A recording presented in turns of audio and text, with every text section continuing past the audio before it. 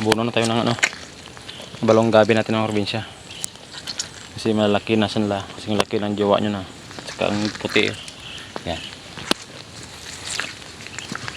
Dapat mag-abono ka.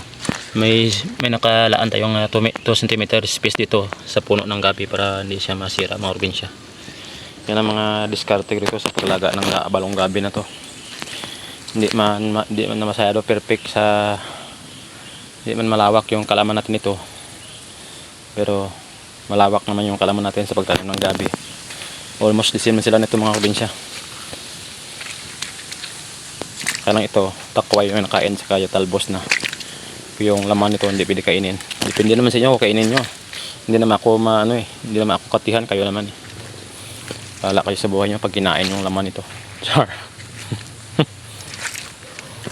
Ito na, after 1 month dapat mag-apply nito yung abono. Ha? Hindi po din ang natakayan. Sabi. Ay grow. Ito yung lahat. Dito lang tayo sa Malilo mga probinsya. Kasi ang init na. Kahibla din tayo.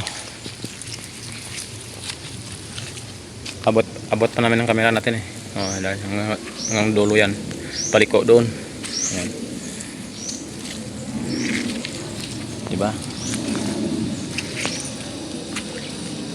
After 1 month, baka magkaroon na to ng takway. Hanggang mapupuno ng bunganga nyo sa pagkain ng buwang takway nito.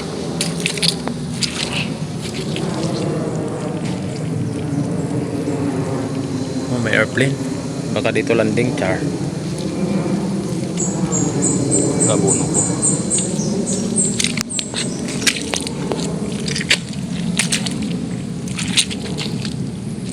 Ito yung mga excess kaya nagabi nito. Ito. Kasi mag-agawan ang abono to Sabi natin to. Ayan. Wala sa linya pag natanggal yan. Marami pang sobra ng ating abono mga probinsya. O yan, di ba? Kita nyo na. Yung taas mga saging natin. Paldo ka kapag masipag ka mga probinsya. Wala naman problema pag tamad ka Sarili mo naman yan. Hindi naman ako magugutom Kayo naman, char.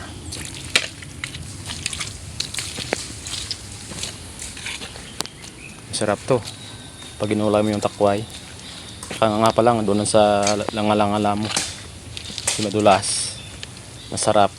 Tsaka yummy. Ano pa hanapin mo?